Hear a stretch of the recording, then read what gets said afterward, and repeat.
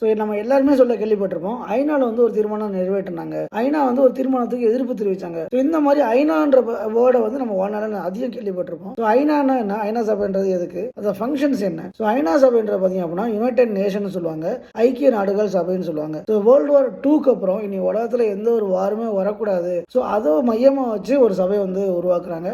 அதுக்கு வந்து United nation பேர் வைக்கிறாங்க, ஐக்கிய நாடுகள் சபைன்னு சொல்லிட்டு பேர் வைக்கிறாங்க. அதோட அஜெண்டா பார்த்தீங்க அப்படின்னா எந்த ஒரு வாருமே வரக்கூடாது, அமைதி மட்டும் தான் நிலவணும், மனித உரிமைகள் வந்து காப்பாற்றப்படணும், இதை பேஸா வச்சு அந்த அமைப்பு வந்து ஃபங்க்ஷன் ஆகுது. ஸோ இதில் பார்த்தீங்க அப்படின்னா இந்த உலகத்தில் இருக்க எல்லா கண்ட்ரிஸும், ஆல்மோஸ்ட் எல்லா கண்ட்ரிஸுமே வந்து உறுப்பினர்களாக இருப்பாங்க. இந்த ஐநா சபையில் அதுக்குள்ளே பார்த்தீங்க அப்படின்னா யுனைடெட் நேஷன் செக்யூரிட்டி கவுன்சில் ஒன்று இருக்கு, ஐநா சபை பாதுகாப்பு கவுன்சில்ன்றது, அதுதான் ரொம்ப பவர்ஃபுல்லான ஒரு சபை. ஸோ இந்த ஐநா சபை பாதுகாப்பு கவுன்சிலில் பார்த்தீங்க அப்படின்னா 5 கண்ட்ரிஸ் தான் பர்மனன்ட் மெம்பர்ஸாக இருப்பாங்க. America, Russia, China, France, England, இந்த 5 கண்ட்ரிஸ் தான் யூஎன் செக்யூரிட்டி கவுன்சிலோட பர்மனண்டா மெம்பர்ஷிப்ல இருக்காங்க. ஐநா பாதுகாப்பு சபையில் இந்த 5 கண்ட்ரிஸ்க்கு மட்டும் தான் வீட்டோ பவர்னு ஒன்று இருக்கு. வீட்டோ பவர்ன்றது வேர்ல்டு வார் 2ல யாரோட பங்களிப்பு அதிகமாக இருந்தது, வின் பண்றதுக்கு யாரோட பங்களிப்பு அதிகமாக இருந்ததோ அவங்களுக்கு மட்டும் தான் சூப்பர் பவர், லைக் வீட்டோ அதிகாரன்றது கொடுத்துருக்காங்க.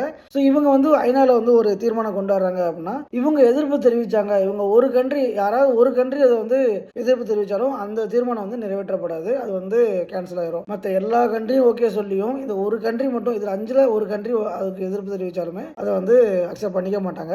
அந்த வீட்டோ அதிகாரன்றது இந்த 5 கண்ட்ரிஸுக்கு மட்டும் தான் இருக்கு. ஸோ இதிலே அதிகமாக யார் வீட்டோ பவர் யூஸ் பண்ணியிருக்காங்க அப்படின்னா அது ரஷ்யா தான். மோர் தென் 130 டைம்ஸ் வந்து வீட்டோ பவர் யூஸ் பண்ணியிருக்காங்க. அதுக்கப்புறம் மற்ற கண்ட்ரிஸ்லாம் அவங்களோட கம்மியாக தான் யூஸ் பண்ணியிருக்காங்க.